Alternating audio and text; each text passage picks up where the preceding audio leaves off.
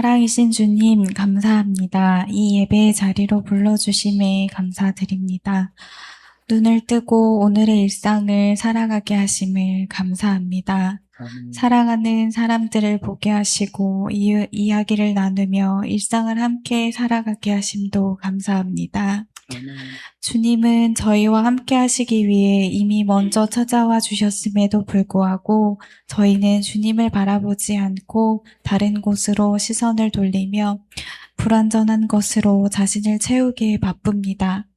이미 주신 것보다 더 많이 채우고 드러내며 스스로를 증명하길 원하고 선과 악을 분별하려 하며 주님을 의지하기보다 혼자 살아내려 합니다. 그럼에도 주님, 저희가 주님을 알기 전에 먼저 찾아와 주신 주님을 바라봅니다. 낮아지심으로 저희와 함께 하시고 저희를 대신하여 죽으신 예수님의 십자가의 사랑을 바라봅니다. 저희가 주님을 잘 알지 못하고 주님보다 다른 것을 바라볼 때에도 주님은 저희를 포기하지 않으시고 지금도 함께하여 주심에 감사합니다. 아멘. 주님의 사랑을 알고 그 사랑 안에서 살아가기를 원합니다. 주님, 이 시간 저희를 사랑하시는 주님을 다시 바라보길 원합니다. 이 예배를 통해 다시 주님을 알기 원합니다. 우리의 마음을 열어주시고 주님의 말씀을 듣도록 인도하여 주세요. 아멘. 주님, 안디옥 교회를 세워주시고 또 안디옥 청년부와 함께하여 주시며 주 안에서 함께 예배하고 서로를 세워가게 하시니 감사합니다. 아멘. 한 사람의 힘으로 살아가는 것이 아니라 그리스도 안에서 한 몸 된 공동체로 서로를 사랑하고 섬기며 주님과 함께 걷는 저희가 되게 하여 주세요. 아멘. 주님, 여전히 저희가 연약하여 나 자신을 내려놓지 못하고 죄된 것을 붙잡으며 살아가지만 주님은 사랑이시며 주님은 선이심을 믿습니다. 아멘. 안디옥 청년부 한 사람 한 사람에게 주님께서 계획하신 그 선한 뜻을, 주님의 온전하신 뜻을 우리 가운데 이루어 주시기를 원합니다. 아멘. 주님 말씀을 전하시는 전도사님을 영육간에 지켜주시고 온전히 주님의 말씀만을 전하실 수 있도록 인도하여 주세요. 아멘. 예수님 이름으로 기도드렸습니다. 아멘.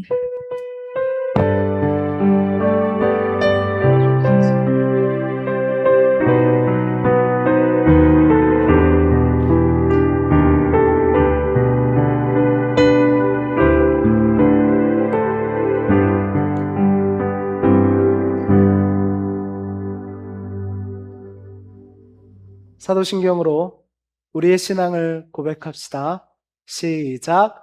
전능하사 천지를 만드신 하나님 아버지를 내가 믿사오며 그 외아들 우리 주 예수 그리스도를 믿사오니 이는 성령으로 잉태하사 동정녀 마리아에게 나시고 본디오 빌라도에게 고난을 받으사 십자가에 못 박혀 죽으시고 장사한 지 사흘 만에 죽은 자 가운데서 다시 살아나시며 하늘에 오르사 전능하신 하나님 우편에 앉아 계시다가 저리로서 산자와 죽은 자를 심판하러 오시리라. 성령을 믿사오며 거룩한 공회와 성도가 서로 교통하는 것과 죄를 사하여 주시는 것과 몸이 다시 사는 것과 영원히 사는 것을 믿사옵나이다. 아멘. 우리의 고백이었습니다. 2026년 8월 9일 안디옥 청년부 예배 설교를 시작합니다. 오늘 설교의 제목이에요. 오늘 설교의 제목은 성벽을 넘어 하나님을 본 사람입니다. 오늘 하나님께서 사랑하는 안디옥 청년들에게 주시는 말씀은 여호수아 2장 1에서 14절과 18, 21절 말씀입니다. 여호수아 2장 1에서 14절과 18, 21절 말씀입니다. 저와 여러분이 한 절씩 번갈아 읽겠습니다. 하나님의 말씀을 귀 기울여 들으십시오. 눈의 아들 여호수아가 시딤에서 두 사람을 정탐꾼으로 보내며 이르되 가서 그 땅과 여리고를 엿보라 하매 그들이 가서 라합이라 하는 기생의 집에 들어가 거기서 유숙하더니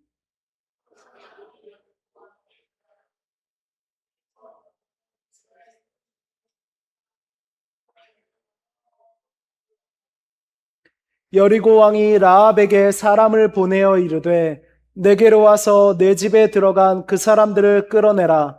그들은 이 온 땅을 정탐하러 왔느니라.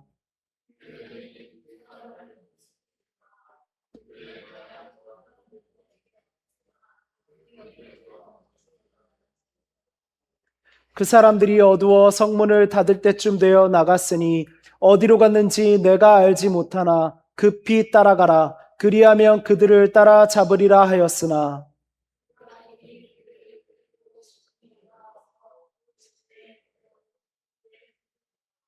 그 사람들은 요단 나루터까지 그들을 쫓아갔고 그들을 뒤쫓는 자들이 나가자 곧 성문을 닫았더라.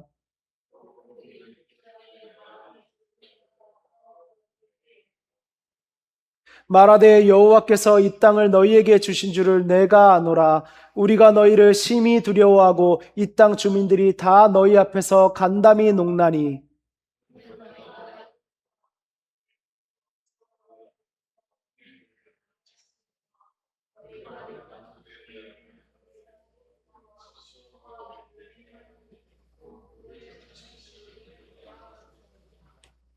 우리가 듣자 곧 마음이 녹았고 너희로 말미암아 사람이 정신을 잃었나니 너희의 하나님 여호와는 위로는 하늘에서도 아래로는 땅에서도 하나님이시니라.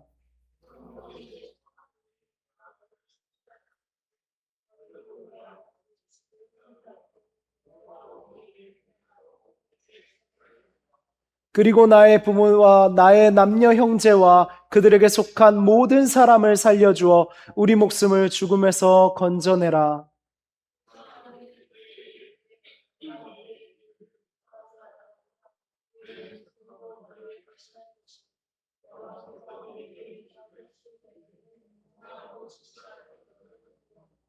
아멘. 2장 1에서 14절 말씀이었습니다. 여호수아 2장 18, 21절 말씀입니다. 우리 한 목소리로 같이 읽겠습니다. 시작. 우리가 이 땅에 들어올 때에 우리를 달아내린 창문에 이 붉은 줄을 매고 내 부모와 형제와 내 아버지의 가족을 다 내 집에 모으라. 라합이 이르되 너희의 말대로 할 것이라 하고 그들을 보내어 가게 하고 붉은 줄을 창문에 매니라. 아멘. 사랑하는 청년 여러분, 이 그림 잘 보이시나요? 잘 안 보이나요? 어둡고 흐리군요. 좀 밝게 그려달라고 할 걸 그랬네요. 라합의 모습입니다. 오늘 우리는 이 라합이라는 인물을 만나려고 합니다.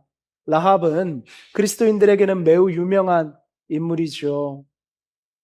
오늘 본문의 내용은 정탐꾼들이 여리고를 살피러 갑니다. 이스라엘이 이 가나안 땅에 여리고란 곳을 정복하러 가는군요. 그래서 미리 정탐꾼을 보냈어요. 그 정탐꾼은 들은 이 라합의 집에 유숙하게 됩니다. 눈치를 챘습니다. 여리고의 왕이 말이지요. 그래서 전령을 보내요. 라합에게 여기에 정탐꾼이 왔지? 그 정탐꾼들은 우리 땅을 뺏으려 하는 사람들이야. 어서 내어줘라. 라고 말을 합니다. 그때 라합이 이스라엘의 정탐꾼들을 숨겨 주었어요. 그래서 여리고성이 무너질 때 가족과 함께 구원을 받았으며 훗날엔 예수님의 족보에까지 이름을 올린 이야기지요. 여러분들 많이 들어보셨죠? 이 라합에 대한 설교도 많이 들어보셨을 것입니다. 우리는 이 라합의 이야기를 들으면 보통 이렇게 생각하게 돼요. 아무리 천하고 더러운 과거를 가진 사람이라도 하나님께서는 받아주시는구나. 맞는 말입니다. 이것은 정말 귀한 복음의 메시지가 분명합니다. 또 어떤 사람은 이렇게 말하기도 하지요. 라합은 하나님을 만나 자기의 삶을 청산하고 완전히 변화된 회심한 사람이다. 이렇게 이야기를 하기도 합니다. 이것도 맞는 말이에요. 복음의 능력을 드러내는 장면이 분명하니까요. 그런데 이 라합이라는 한 여인, 이 여인의 삶을 이야기할 때 이거면 충분할까요?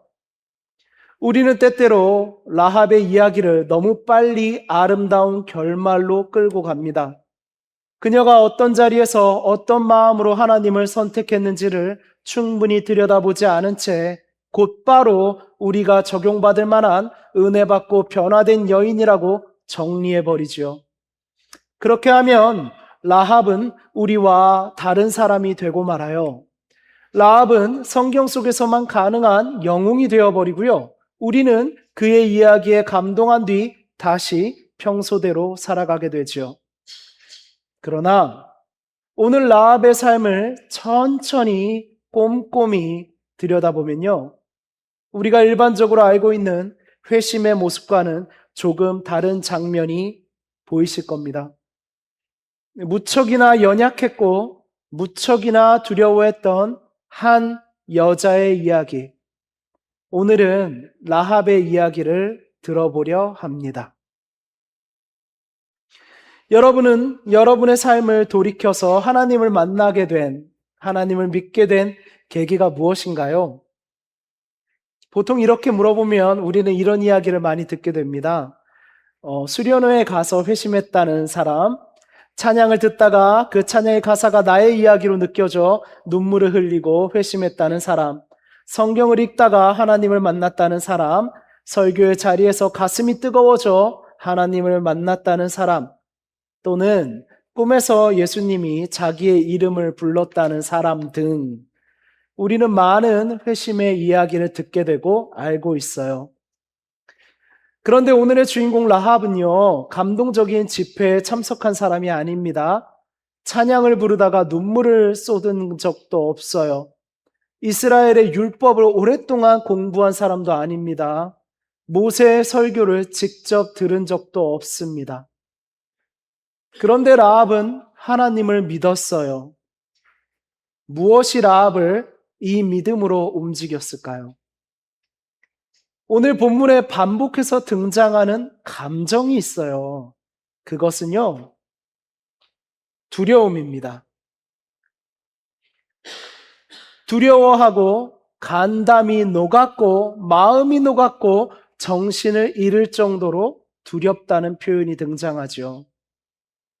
놀랍게도 라합의 믿음은 처음부터 따뜻하고 감동적인 언어로 표현되지 않았어요. 그녀의 믿음은 두려움의 언어로 가득하게 표현되었습니다. 라합은 하나님을 두려워했습니다. 그런데 바로 그 두려움이 그녀를 절망하게 한 것이 아니라 하나님께로 돌아오게 했습니다. 그 두려움이 그녀를 무너뜨린 것이 아니라 무너질 성읍에서 빠져나오게 했습니다. 그 두려움이 자기 한 사람만 살려는 이기심을 만든 것이 아니라 가족을 살리려는 사랑을 만들어냈습니다.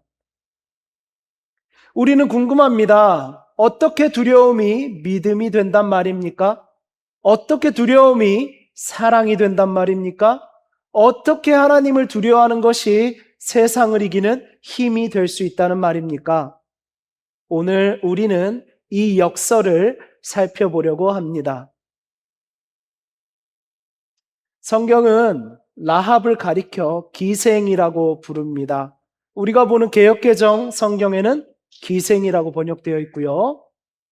새한글 성경에는 조금 더 노골적으로 창녀라고 부릅니다. 한글 성경에서 기생으로 번역된 히브리어 원어는요, 조나라고 합니다.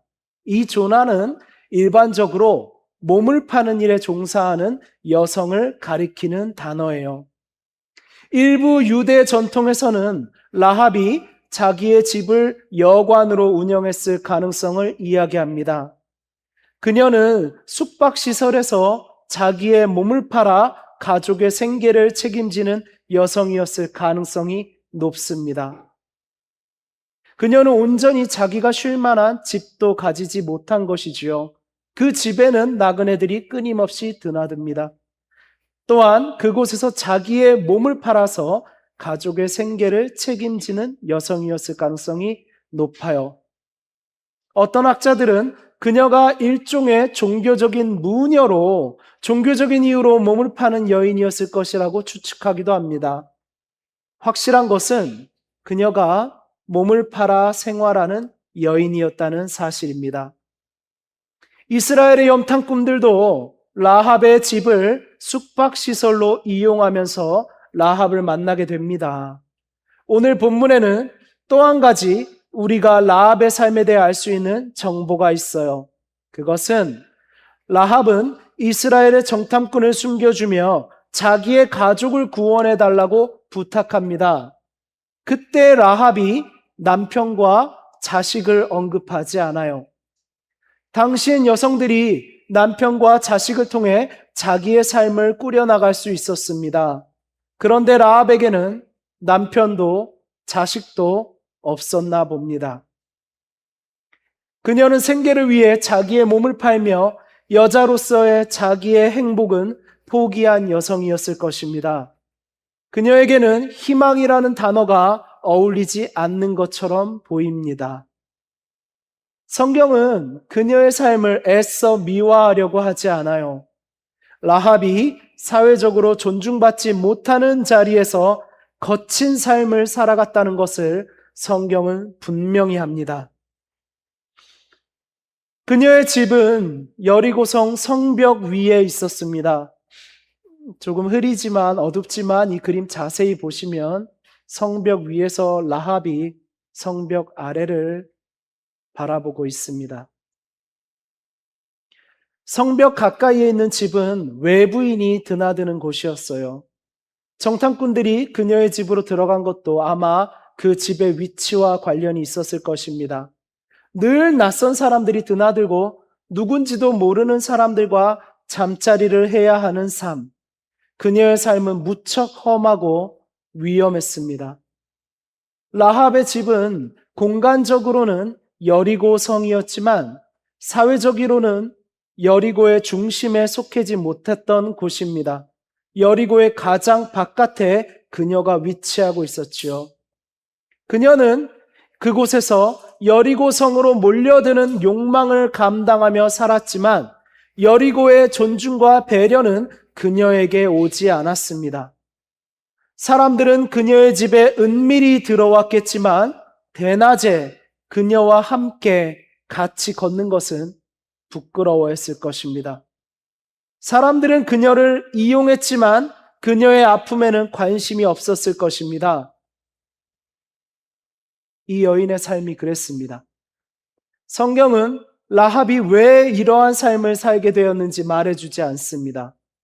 그러므로 우리가 그녀의 삶을 함부로 판단하거나 낭만적으로 꾸미거나 상상해서는 안 될 것입니다.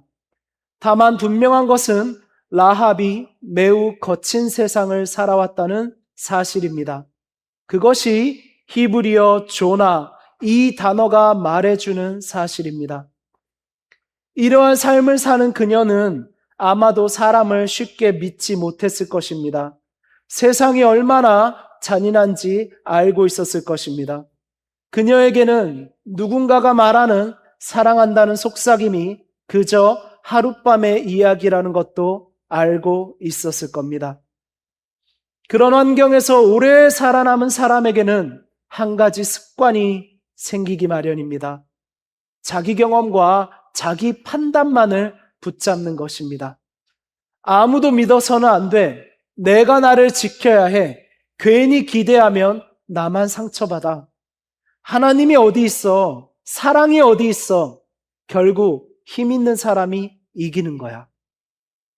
상처가 많은 사람일수록 새로운 가능성을 믿기 어렵습니다. 희망을 품었다가 무너지느니 처음부터 기대하지 않는 것이 안전하다고 생각합니다. 믿었다가 또 배신당하느니 아무것도 믿지 않는 것이 지혜롭다고 생각합니다. 긍정보다는 부정이 자기를 지켜준다고 믿게 됩니다. 우리 청년들 가운데도 이런 마음으로 살아가는 사람이 있을지도 모르겠네요.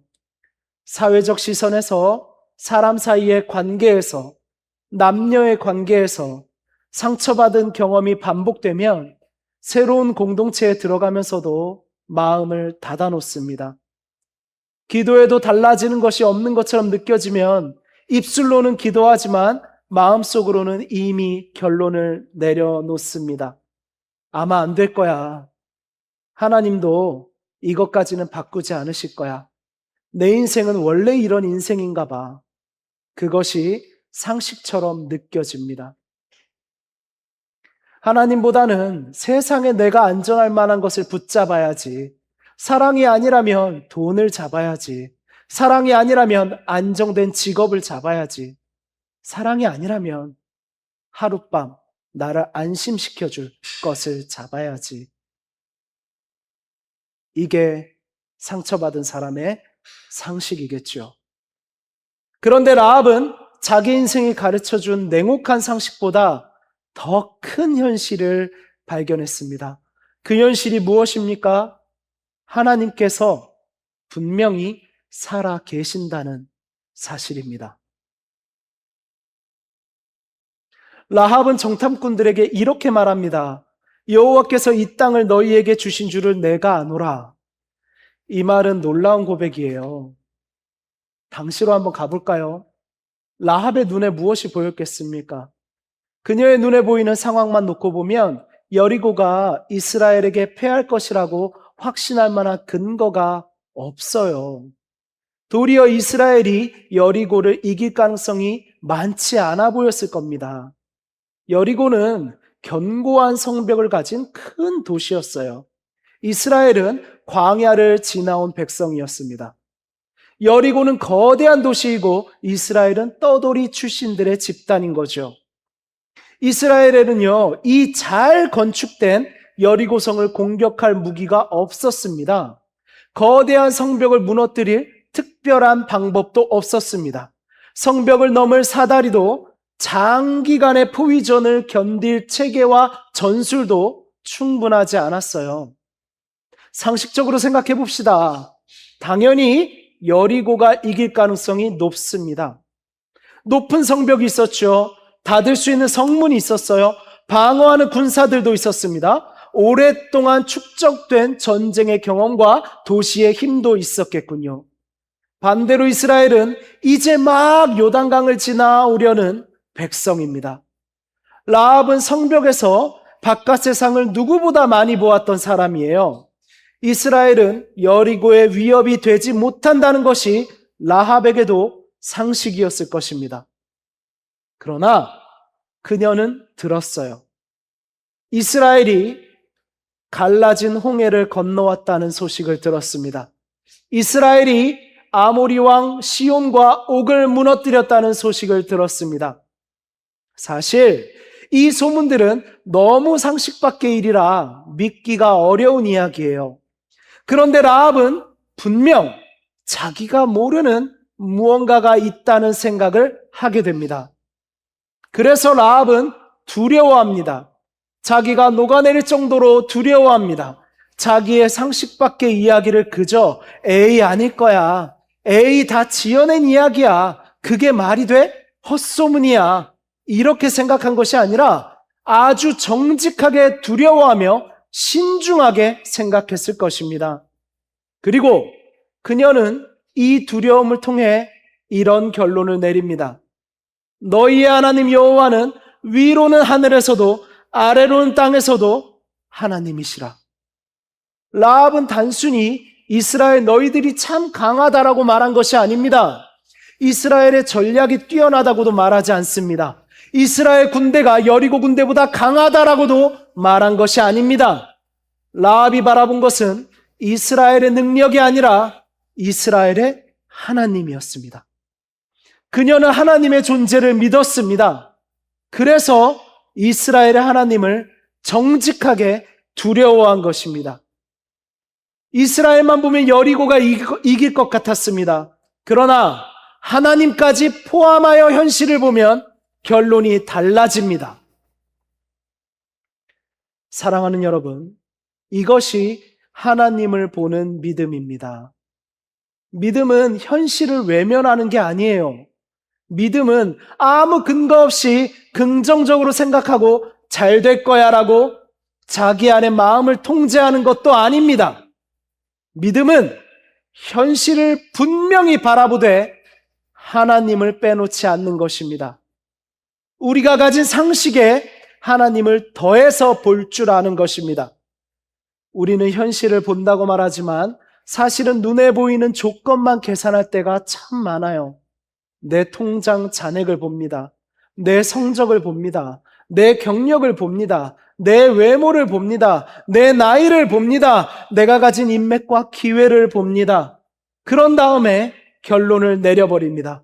나는 안 될 것 같다. 나는 이 정도인가 보다. 이 문제는 해결되지 않을 거야. 나는 이미 늦었다. 내 상처는 너무 깊다. 그래서 나는 바뀌지 않을 것이다.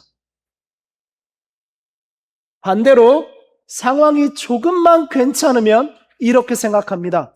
이 정도면 괜찮겠지. 나 정도면 괜찮겠지. 아직은 버틸 수 있겠지. 다른 사람들도 이렇게 사는데 뭐 굳이 철저하게 신앙생활할 필요가 있을까? 그래서 나는 바뀌지 않을 것이다. 어떻습니까? 절망할 때나 안심할 때나 똑같습니다. 우리는 하나님 없이 현실을 계산합니다.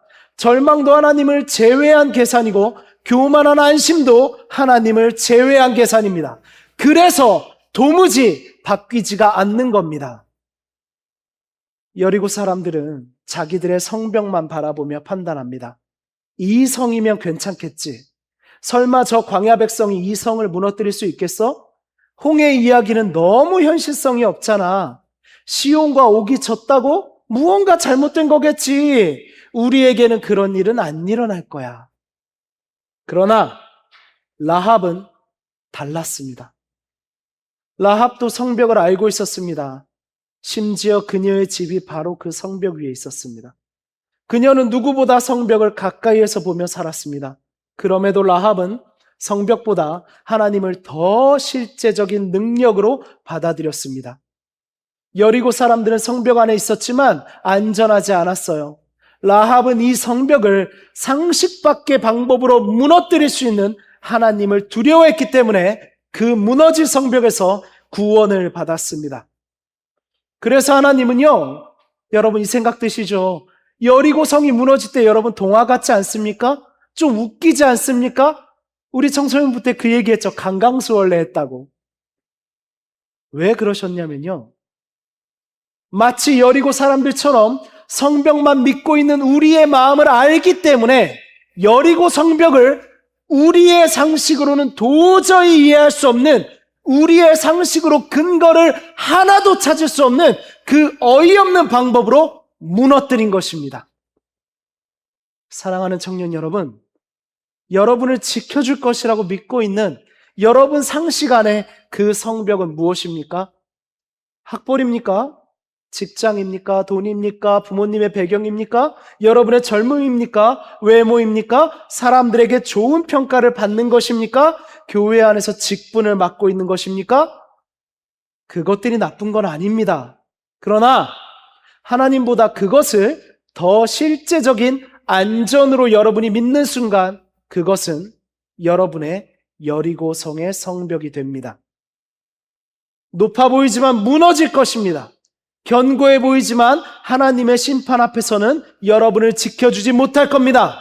사람들이 주위를 빙글빙글 돌기만 해도, 소리만 질러도 무너져 버릴 것입니다.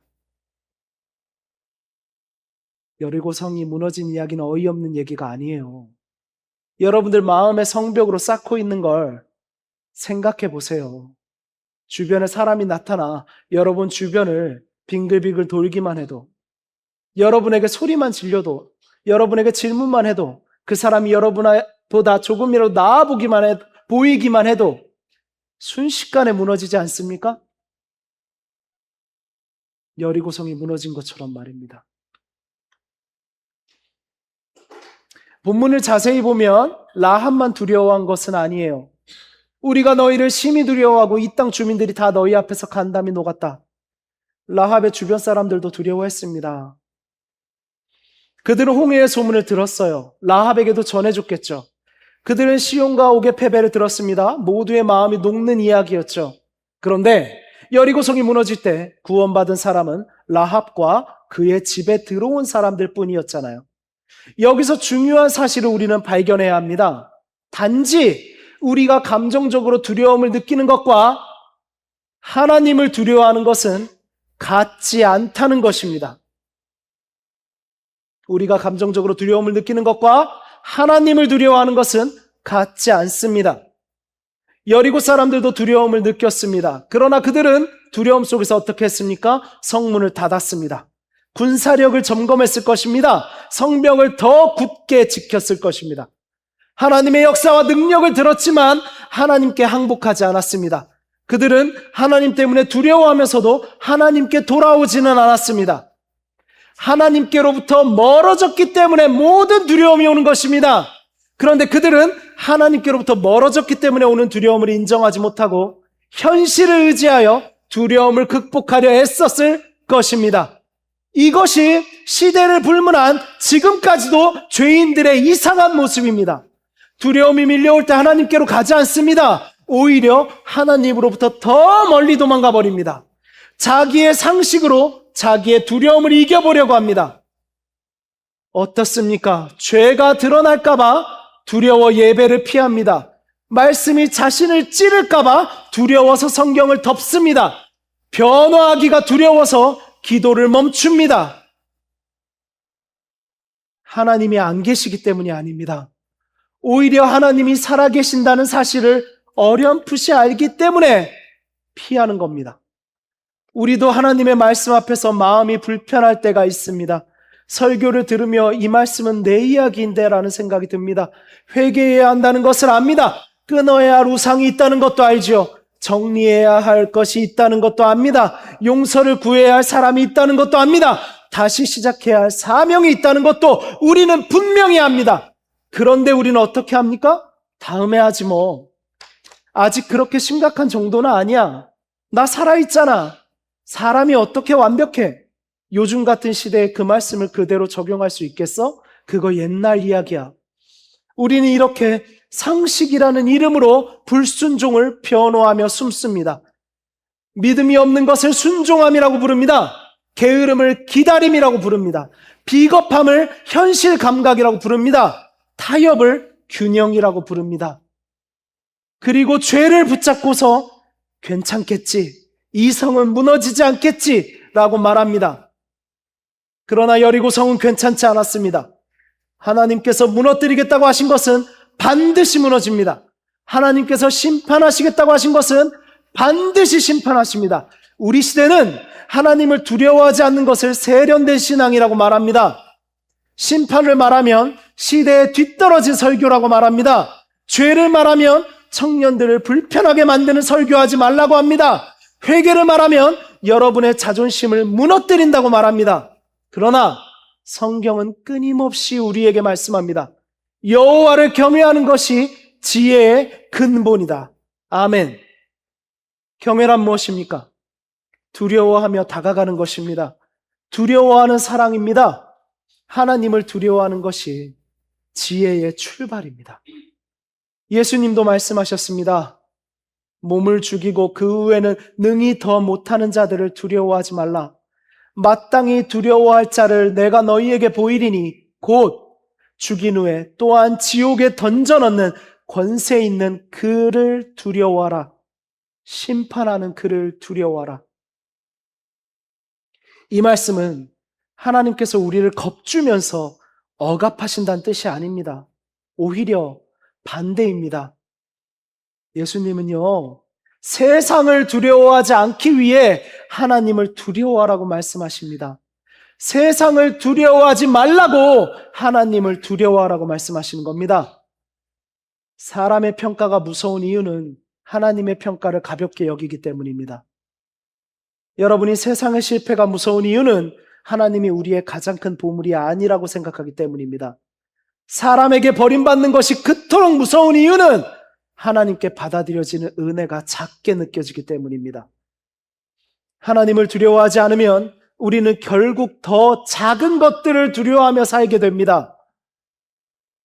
우리가 두려워하지 않아도 되는 것들을 두려워하며 살게 됩니다.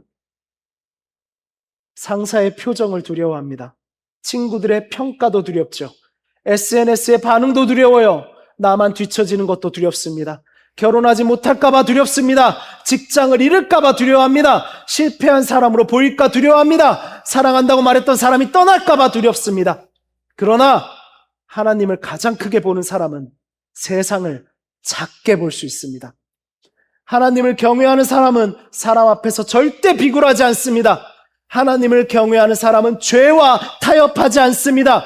하나님을 경외하는 사람은 세상이 모두 아니라고 해도 하나님의 말씀에 아멘이라고 말할 수 있습니다. 하나님을 두려워하는 것은 우리를 겁쟁이로 만드는 것이 아니라 세상에서 담대한 승리하는 사람으로 만듭니다.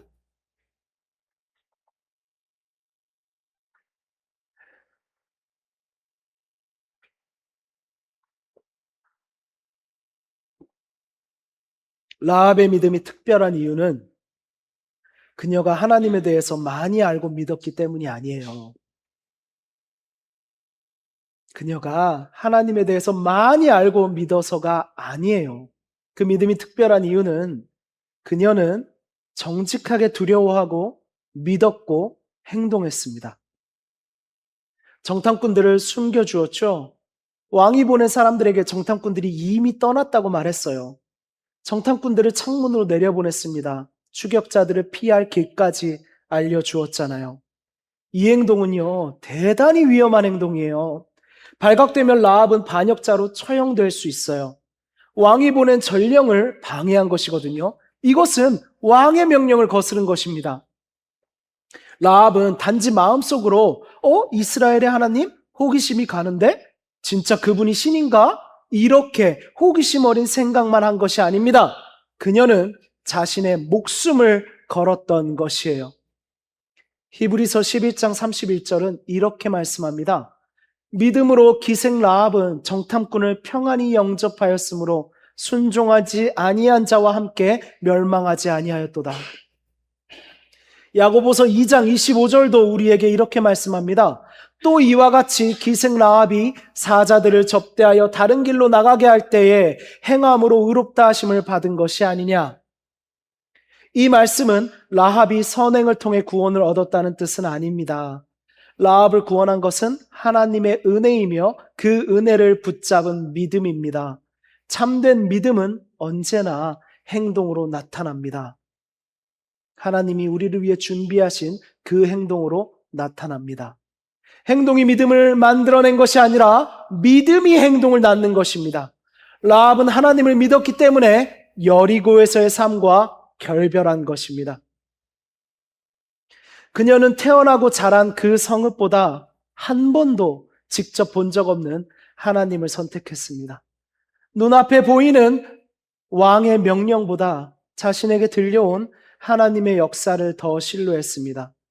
이것이 믿음의 결단입니다. 여러분, 믿음은 마음속에 하나님에 대한 좋은 감정을 품는 게 아닙니다. 믿음은 두 개의 세계 사이에서 하나님 편을 선택하는 것입니다. 여리고의 세계가 말합니다. 성벽 안에 있어야 너는 안전하다. 하나님께서는 말씀하십니다. 그 성은 무너질 것이다.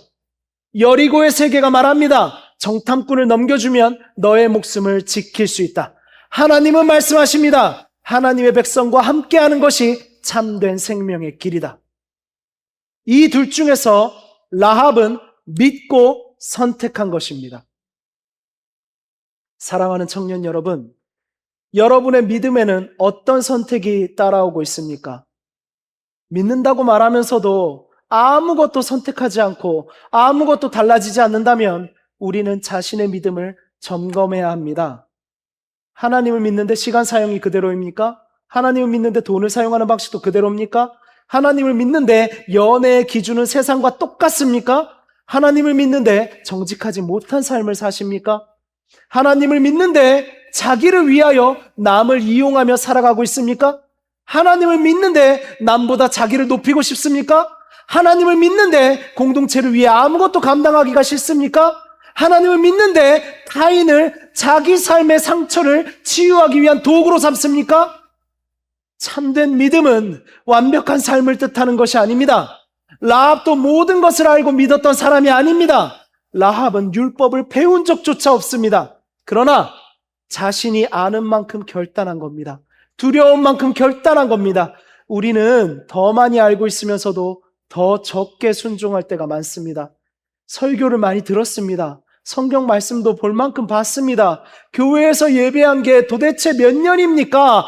하나님이 지금도 살아계시다는 고백도 수없이 했습니다. 그런데 결정적인 순간에는 여전히 여리고를 선택합니다. 왜입니까? 하나님을 경외하지 않기 때문입니다. 하나님을 두려워하지 않는 겁니다.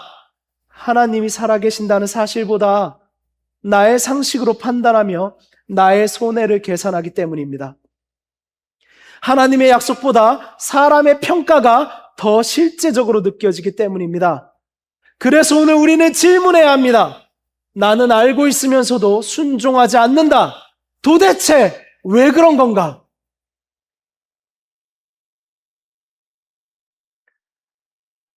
라합의 고백에서 또 하나 주목해야 될 것이 있습니다. 라합은요, 자기 혼자 살려달라고 말하지 않았어요. 나의 부모와 남녀 형제와 그들에게 속한 모든 사람을 살려주어 우리 목숨을 죽음에서 건져내달라고 합니다. 라합은 가족을 생각했어요. 가족이요.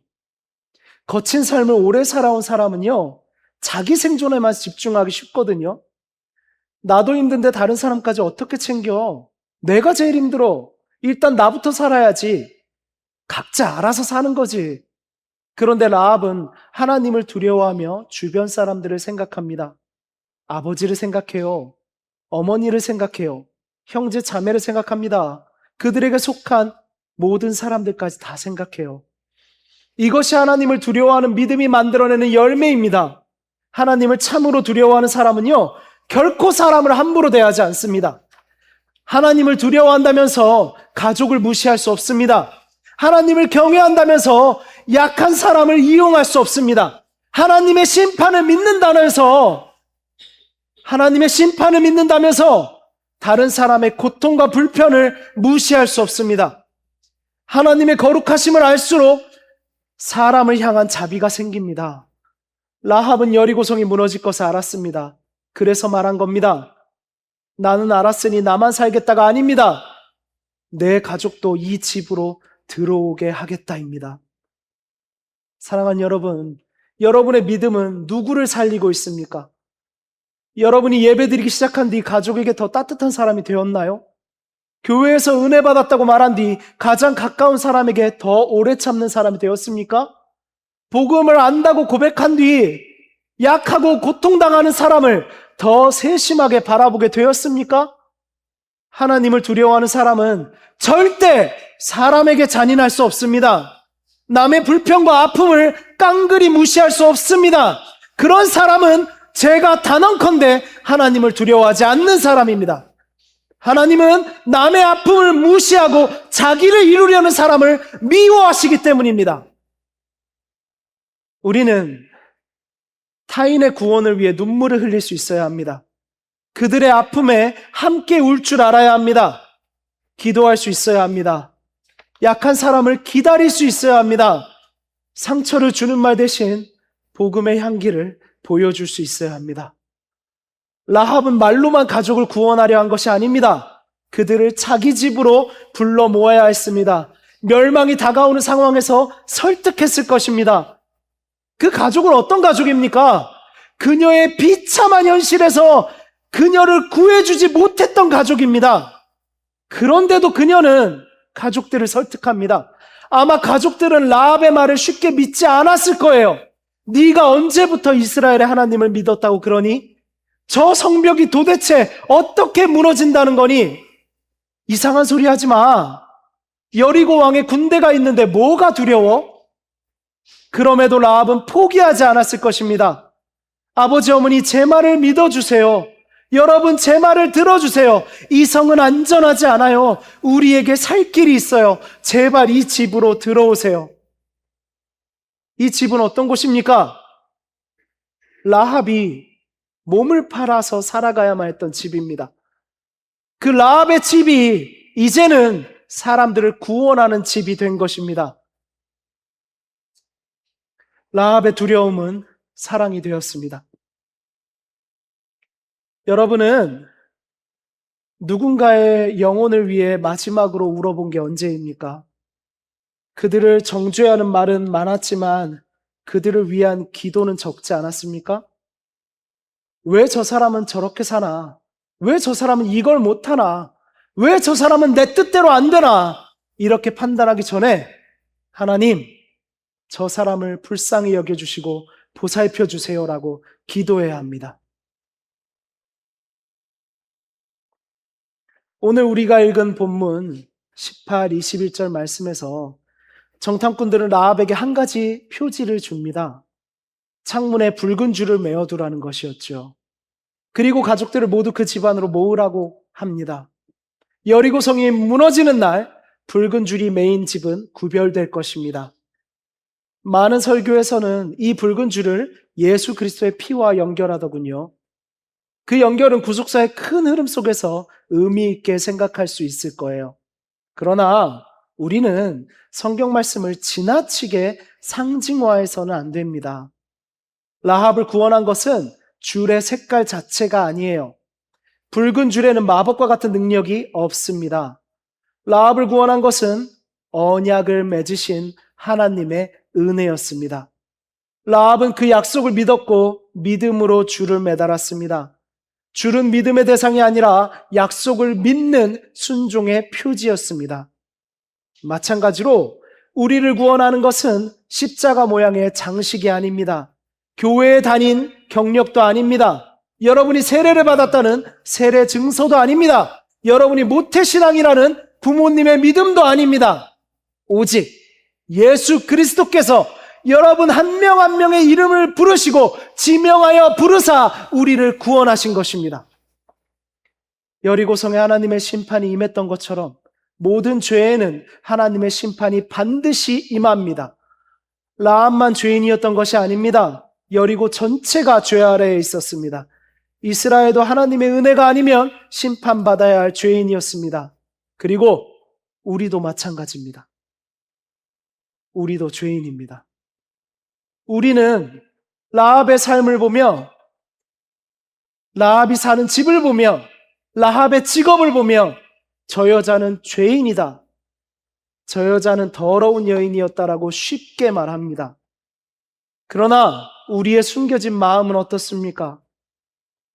여러분은 사람의 시선을 의식해 선한 척한 적이 없습니까? 다른 사람을 이용한 적이 없습니까?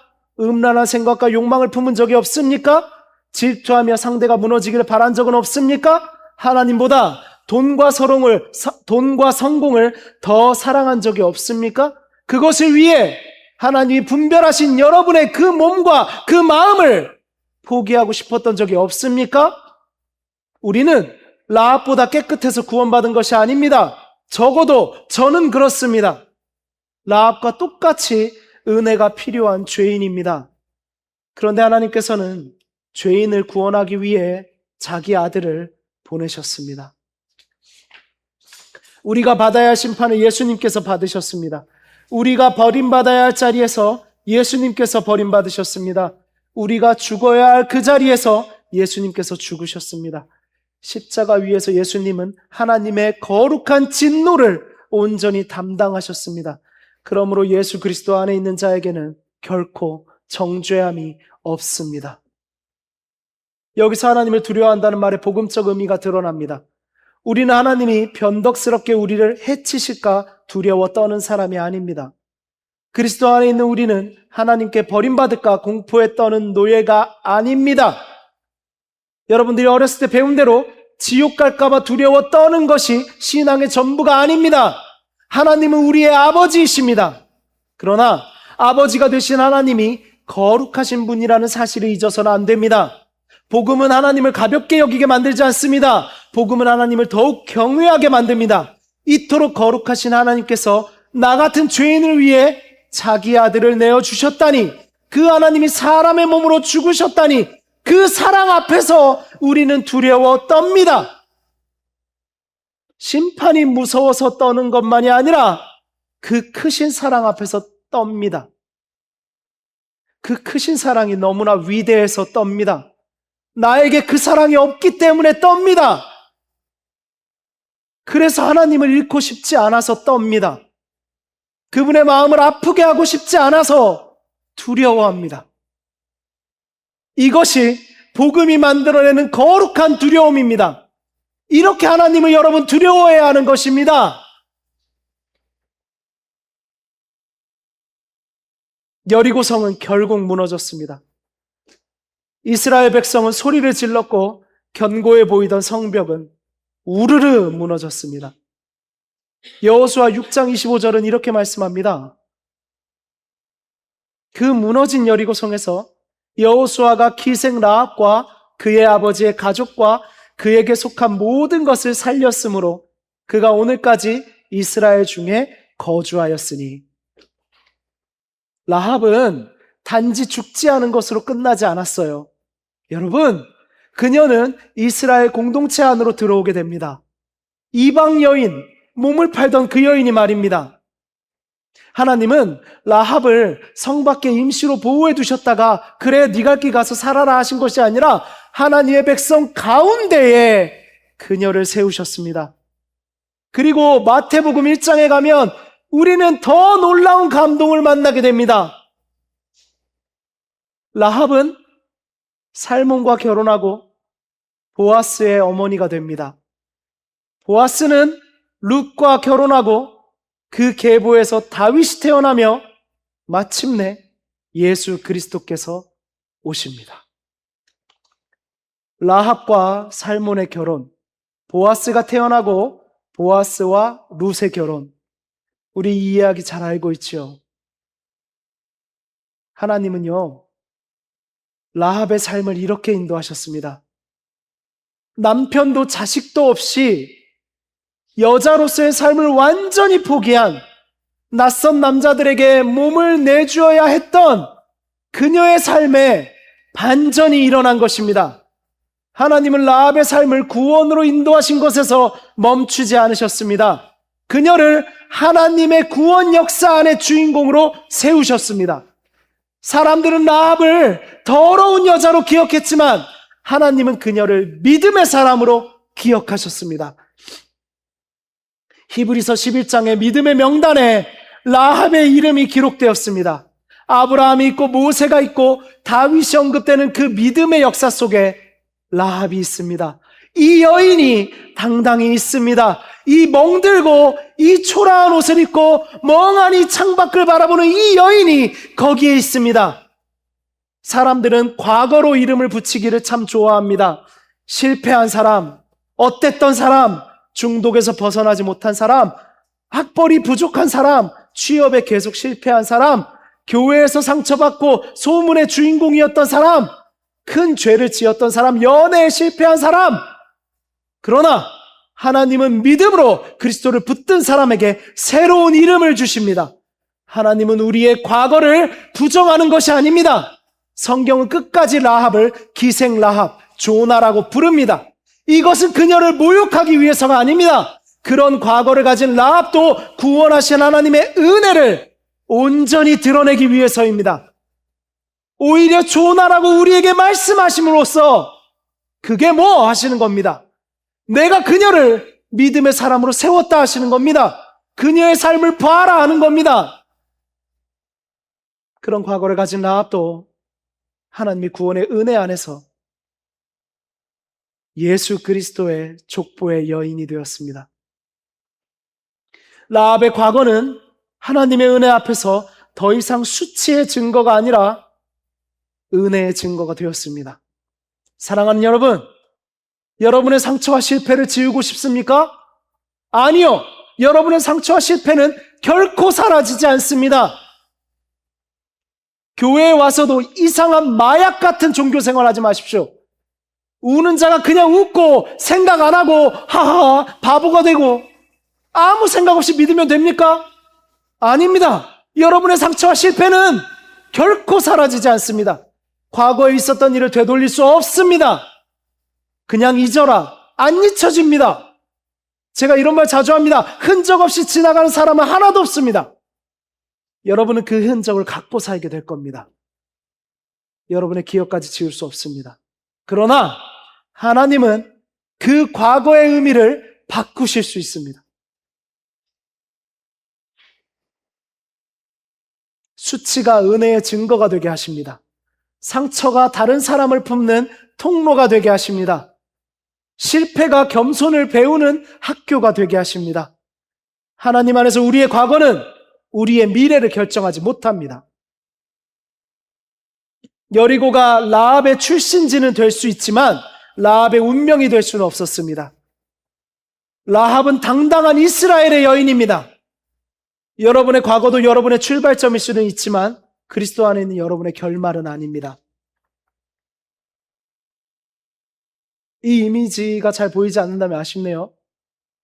제가 라합의 이미지를요, 우리 시대의 청년 모습으로 바꿔보았어요. 우리 시대의 성벽은 어디일까요? 그 위에서 여러분과 같은 청년, 자매가 도시를 바라보고 있습니다. 이 시대의 청년 여러분, 여러분도 혹시 성벽 위에서 아슬아슬하게 하루하루를 보내고 계신가요? 사랑하는 청년 여러분, 우리는 무척이나 두렵습니다. 그러나 두렵다고 말하지 않지요. 괜찮은 척합니다. 웃으며 사진을 올립니다. 바쁜 척합니다. 아무렇지 않은 척 참 잘합니다. 나는 별로 결혼에 관심 없어. 그러나 마음속으로는 평생 혼자 남을까 봐 두렵습니다.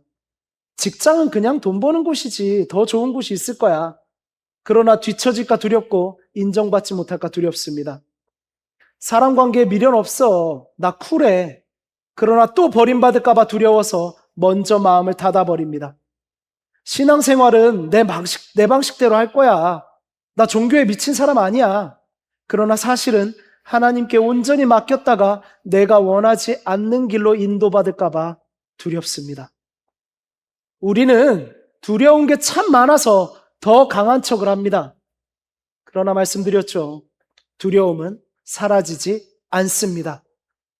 사라지지 않는 두려움은 때로는 분노가 됩니다. 때로는 냉소가 됩니다. 때로는 중독이 됩니다. 때로는 무기력이 됩니다. 때로는 사람을 통제하려는 욕망이 됩니다. 때로는 폭력이 됩니다. 하나님께서는 오늘 우리에게 그저 두려워하지 마라, 괜찮다라고만 말씀하지 않으십니다. 하나님은 두려움의 방향을 바꾸라고 말씀하시는 겁니다. 세상을 두려워하는 자리에서 하나님을 경외하는 자리로 옮겨오라고 하시는 겁니다. 여러분의 미래가 하나님보다 크지 않습니다. 여러분의 실패가 하나님의 은혜보다 크지 않습니다. 여러분의 상처가 하나님의 치유보다 크지 않습니다. 여러분의 죄가 그리스도의 십자가에서의 보혈보다 크지 않습니다. 그러므로 두려움을 부정하지 마십시오. 오직 하나님만을 두려워하며 하나님 앞으로 가져오십시오. 하나님, 저는 실패가 두렵습니다. 하나님, 저는 혼자 될까 두렵습니다. 하나님, 저는 사람에게 버림받는 것이 두렵습니다. 하나님, 제 인생이 아무 의미 없이 끝날까 봐 두렵습니다. 하나님, 이렇게 살다가 손해만 볼까 두렵습니다. 고백하십시오. 그리고 이렇게 고백하십시오. 그러나 하나님, 이 모든 것보다 하나님을 더 크게 보게 해주십시오. 세상의 말보다 하나님의 말씀을 더 두려워하게 해주십시오. 사람에게 인정받는 것보다 하나님을 기쁘시게 하는 것을 더 귀하게 여기게 해주십시오. 하나님이 미워하시는 죄를 사랑하며 살게 될까 봐 두렵습니다. 하나님이 저에게서 고개를 돌리실까 봐 두렵습니다. 하나님이 마음 아프실까 봐 두렵습니다. 말씀 안에서 하나님을 기쁘시게 하는 주의 자녀 되게 하옵소서. 이 고백 앞에서 두려움은 우리를 삼키는 어둠이 아니라 하나님께로 달려가게 하는 통로가 될 것입니다. 이제 말씀을 마무리하겠습니다. 라합 앞에는 두 가지 현실이 있었어요. 하나는 눈에 보이는 현실입니다. 여리고성은 견고했고 이스라엘은 약해 보였어요. 무서운 왕의 명령은 가까이 있었고 하나님의 약속은 멀리서 들려온 소문처럼 보였습니다. 다른 하나는 하나님의 현실입니다. 하나님께서 홍해를 가르셨어요. 하나님께서 시온과 옥을 무너뜨리셨습니다. 하나님께서 이 여리고 땅을 이스라엘에게 주겠다고 약속하셨습니다. 여러분, 눈에 보이는 현실은 상식을 만들 겁니다. 하나님의 현실은 믿음을 만듭니다. 여리고의 상식은 말했습니다. 성벽 안에 머물러라. 믿음은 말했습니다. 무너질 성벽을 떠나 하나님의 품으로 들어와라. 라합은요, 상식을 넘어서 하나님을 두려워했습니다. 그래서 살았습니다. 그녀는 두려웠지만 비겁하지 않았습니다. 두려움을 인정하고 결단했습니다. 그녀는 두려웠지만 자기만 살려고 하지 않았습니다. 두려움이 가족을 향한 사랑이 되었습니다. 그녀의 과거는 무척이나 비참했지만 과거를 자기의 운명으로 받아들이지 않았습니다. 하나님의 은혜를 붙잡았습니다. 오늘 하나님께서 여러분에게 이렇게 말씀하십니다. 너의 상식을 넘어 나를 두려워하라. 이 말은 생각하지 말라는 뜻 아닙니다. 무모하게 행동하라는 것도 아닙니다. 세상의 계산이 하나님의 말씀과 충돌할 때 하나님의 말씀을 최종적인 여러분의 현실로 받아들이라는 겁니다. 모두 그렇게 사는데 적당히 타협해. 그러나 하나님은 거룩하라고 하십니다. 용서하면 네가 지는 거야. 그러나 하나님은 내가 너를 용서한 것 같이 너도 용서하라고 말씀하십니다. 정직하게 살면 손해본다고 말합니다. 그러나 하나님은 사람보다 하나님께 순종하는 것이 복이 될 것이라 말씀하십니다. 너의 과거를 보면 너는 달라질 수 없다라고 말할 겁니다. 그러나 복음은 말합니다. 누구든지 그리스도 안에 있으면 새로운 피조물이라. 여리고성 안에 있으라는 사람들이 있을 겁니다. 그러나 믿음은 말합니다. 하나님 안에 있는 것이 가장 안전하다.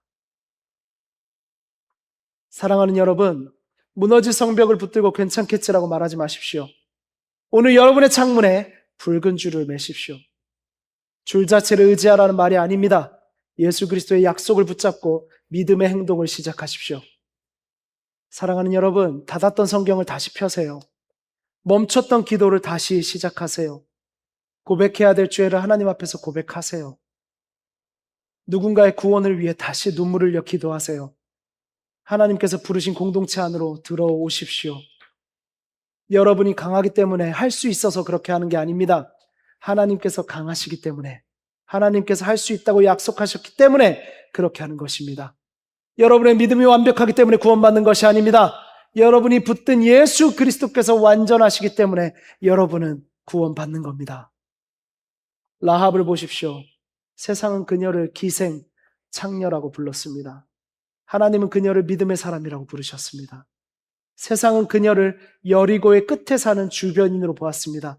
하나님은 그녀를 그리스도의 족보 안에 세우셨습니다. 세상은 그녀의 집이 성벽과 함께 무너질 것이라고 생각했습니다. 그러나 하나님은 그녀의 집, 그 몸을 팔던 그 아픔과 상처의 집을 구원의 장소로 만드셨습니다. 여리고 사람들은 두려워하며 성문을 닫았고 라합은 두려워하며 하나님의 백성에게 문을 열었습니다. 오늘 이 시간부터 여러분은 하나님을 두려워하십시오. 그러면 세상을 두려워하지 않게 될 것입니다. 사람의 평가보다 하나님의 말씀을 크게 여기십시오. 눈에 보이는 성벽보다 눈에 보이지 않는 하나님을 더 실제적으로 믿으십시오. 상식을 넘어서 하나님을 두려워하십시오. 하나님을 두려워하는 사람은 반드시 세상을 이깁니다. 그리고 두려운 가운데에서도 믿음으로 고백하십시오. 우리 화면을 보면서 라합의 고백을 함께 고백하기를 원합니다. 시작! 너희의 하나님 여호와는 위로는 하늘에서도 아래로는 땅에서도 하나님이시라. 아멘. 우리가 믿는 하나님은 하늘에서도 하나님이시고 땅에서도 하나님이시며 교회 안에서만이 아니라 우리의 모든 곳에서도 하나님이시고 기쁜 날뿐만이 아니라 실패한 날에도 하나님이시며 내가 이해할 수 있을 때만이 아니라 이해할 수 없는 상황에서도 하나님이십니다. 그 하나님을 두려워하십시오. 그 하나님을 신뢰하십시오. 그 하나님께 여러분의 인생을 다 맡기십시오. 무너지는 여러분의 여리고에서 나와 흔들리지 않는 그리스도 안으로 들어가십시오. 그리스도 안에 생명이 있습니다. 오늘 하나님을 두려워하는 믿음을 가지고 우리의 성벽을 떠날 결단을 하는 우리 안디옥 청년들이 되기를 주 예수 그리스도의 이름으로 축복합니다. 아멘.